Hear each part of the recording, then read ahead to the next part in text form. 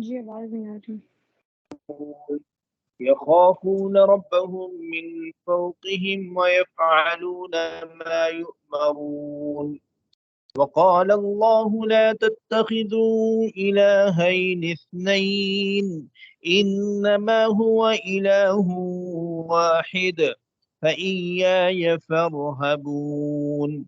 وله ما في السماوات والأرض وله الدين واصبا أفغير الله تتقون. وما بكم من نعمة فمن الله ثم إذا مسكم الضر فإليه تجأرون. ثم إذا كشف الضر عنكم إذا فريق منكم بربهم يشركون. ليكفروا بما آتيناهم فتمتعوا فسوف تعلمون. ويجعلون لما لا يعلمون نصيبا مما رزقناهم. تالله لتسألن عما كنتم تفترون.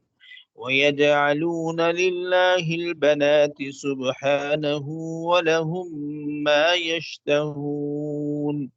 صدق الله العظيم.